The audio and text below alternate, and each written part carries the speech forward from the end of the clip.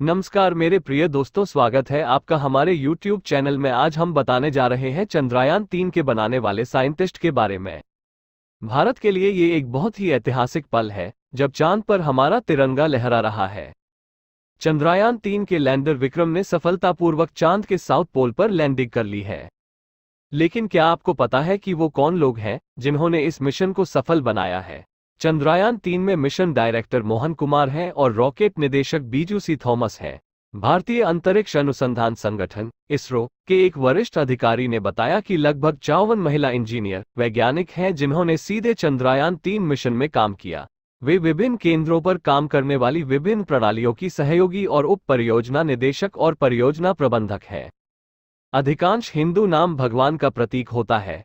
भारतीय अंतरिक्ष अनुसंधान संगठन इसरो के अध्यक्ष एस सोमनाथ के मामले में नाम का अर्थ चंद्रमा का स्वामी है। संयोग से बुधवार शाम को भारत के मून लैंडर को सफलतापूर्वक सॉफ्ट लैंडिंग करते देखना उनकी जिम्मेदारी है। एक युवा इंजीनियर के रूप में सोमनाथ ने अपने 2 वरिष्ठों के साथ ध्रुवीय उपग्रह प्रक्षेपण यान PSLV में एक विसंगति को ठीक किया जो उड़ान के लिए तैयार था। आमतौर पर ऐसी स्थिति में रॉकेट प्रक्षेपण स्थगित कर दिया जाता है। दूसरा विकल्प समस्या को ठीक करने का प्रयास करना था जब रॉकेट में ईंधन भर जाता है, जो एक जोखिम भरा काम है। हालांकि युवा सोमनाथ सहित 3 बहादुर अधिकारियों ने समस्या को ठीक कर दिया। रॉकेट सुरक्षित रूप से उड़ान भर गया और मिशन को सफल बना दिया। लगभग 2 दशक बाद इसरो के प्रमुख के रूप में सोमनाथ ने उन मुद्दों को ठीक कर दिया है जिसके चलते भारत के पहले चंद्रमा लैंडर विक्रम की क्रैश लैंडिंग हुई थी। एक हिंदी शिक्षक के बेटे सोमनाथ की रुचि विज्ञान में थी। बाद में उन्होंने मैकेनिकल इंजीनियरिंग में B.Tech किया, लेकिन रॉकेटरी में उनकी सक्रिय रुचि थी।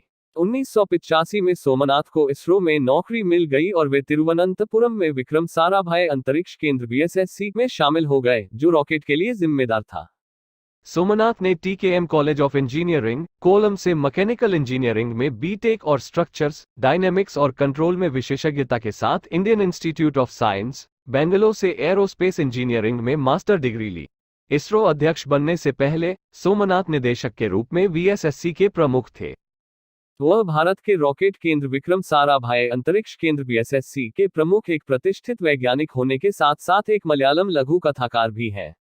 डॉक्टर एस उन्नीकृष्णन ने केरल विश्वविद्यालय से मैकेनिकल इंजीनियरिंग में B.Tech, भारतीय विज्ञान संस्थान बेंगलुरु से एरोस्पेस इंजीनियरिंग में ME और भारतीय प्रौद्योगिकी संस्थान मद्रास से मैकेनिकल इंजीनियरिंग में डॉक्टरेट की उपाधि प्राप्त की है। उन्नीकृष्णन ने 1985 में VSSC में अपना करियर शुरू किया और भारतीय रॉकेट PSLV, GSLV और LVM-3 के लिए विभिन्न एरोस्पेस प्रणालियों और तंत्रों के विकास में शामिल थे। वह 2004 से मानव अंतरिक्ष उड़ान कार्यक्रम के अध्ययन चरण से जुड़े हुए थे और प्री प्रोजेक्ट प्रौद्योगिकी विकास गतिविधियों के लिए परियोजना निदेशक थे। इसरो में सबसे युवा केंद्र मानव अंतरिक्ष उड़ान केंद्र HSFC के संस्थापक निदेशक के रूप में उन्नीकृष्णन ने गगनयान परियोजना के लिए टीम का नेतृत्व किया है और बेंगलुरु में HSFC में अंतरिक्ष यात्री प्रशिक्षण केंद्र की स्थापना की है। एक रेलवे कर्मचारी के बेटे डॉक्टर P. वीरमुथुवेल का लक्ष्य हमेशा आसमान छूना था। तमिलनाडु के विल्लुपुरम जिले के रहने वाले वीरमुथुवेल ने मैकेनिकल इंजीनियरिंग में अपना डिप्लोमा पूरा किया और इंजीनियरिंग में डिग्री प्राप्त की। बाद में उन्होंने IIT मद्रास से PhD की। वह 2014 में इसरो में शामिल हुए। एक प्रतिष्ठित वैज्ञानिक M. शंकरन ने 1 जून 2021 को इसरो के सभी उपग्रहों के डिजाइन, विकास और कार्यान्वयन के लिए देश के अग्रणी केंद्र UR Rao satellite centre URSC के निदेशक के रूप में पदभार संभाला।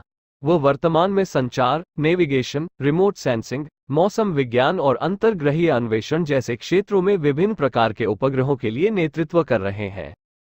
URSC इसरो में अपने 35 वर्षों के अनुभव के दौरान उन्होंने मुख्य रूप से power system, satellite positioning system और लो अर्थ ऑर्बिट LEO उपग्रहों, भूस्थैतिक उपग्रहों, नेविगेशन उपग्रहों और बाहरी अंतरिक्ष मिशनों के लिए RF संचार प्रणालियों के क्षेत्रों में योगदान दिया है, जैसे Chandrayaan, Mars orbiter mission MOM और अन्य।